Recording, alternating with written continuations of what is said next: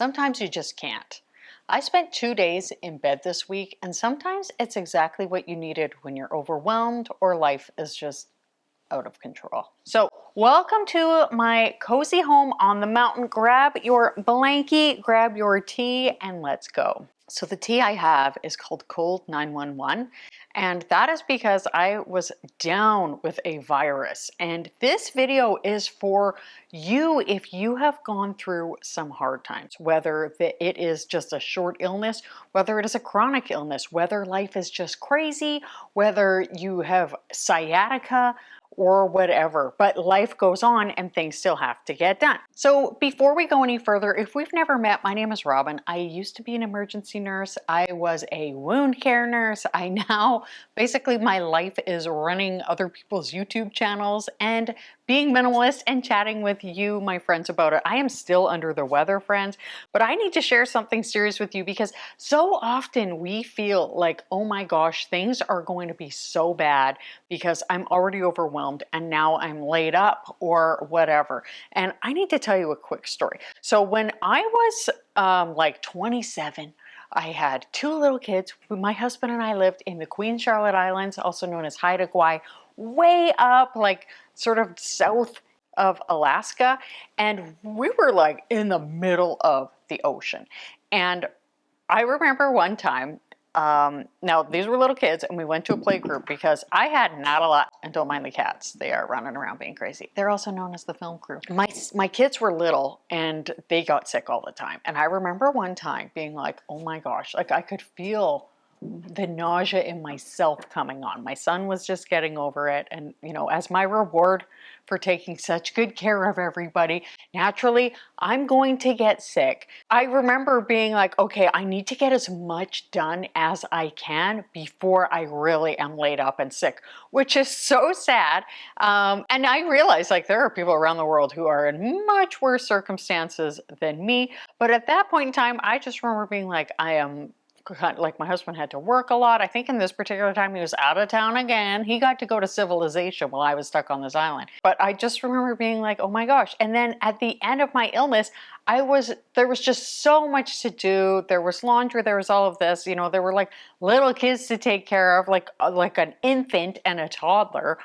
So that was hard. Now it's not so bad. I have, you know, a 16-year-old, an 18-year-old, and a 20-year-old. So it's much easier. However, it still can be a challenge. And I think that if you're bogged down by things or you're sick or whatever, you fall into one of two camps.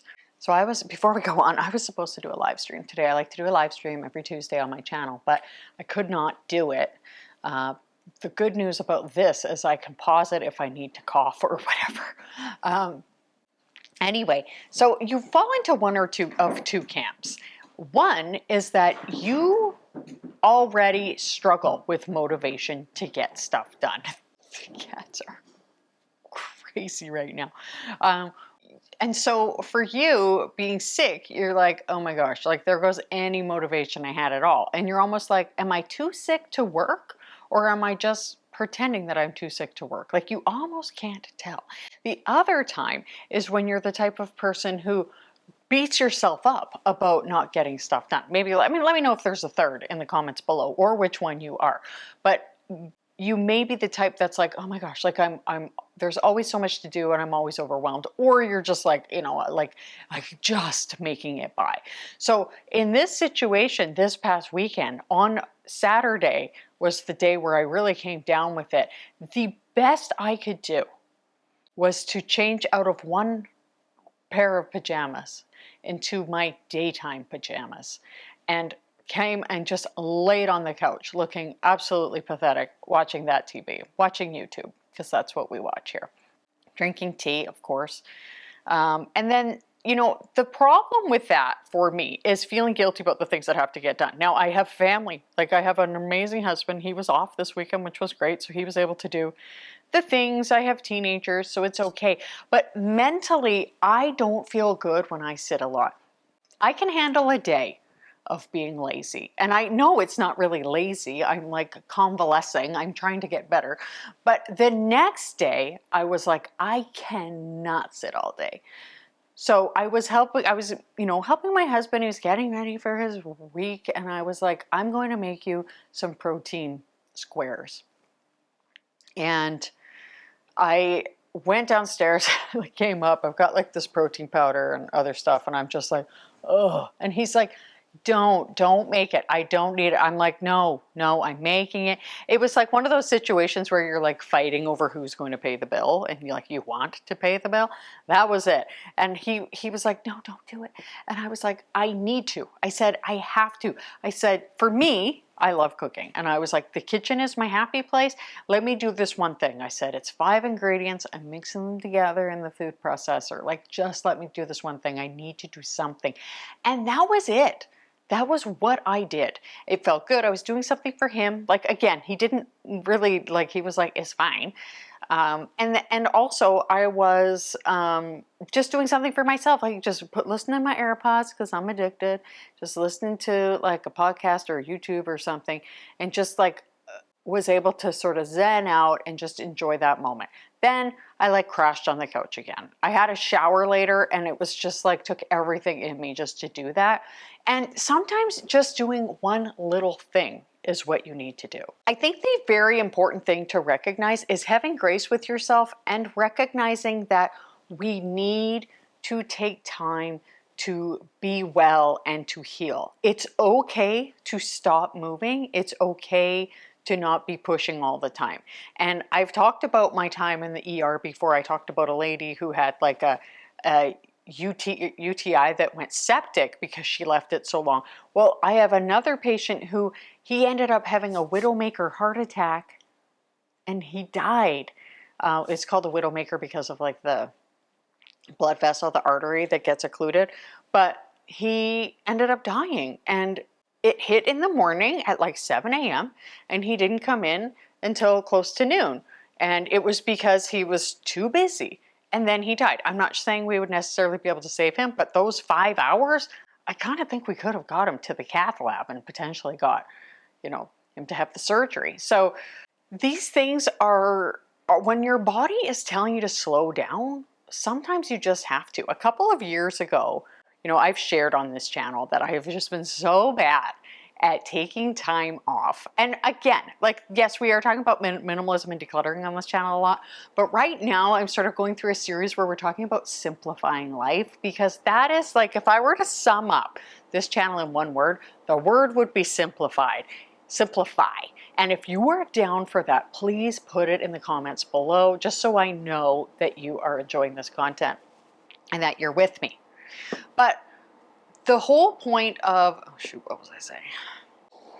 I was on such a tangent.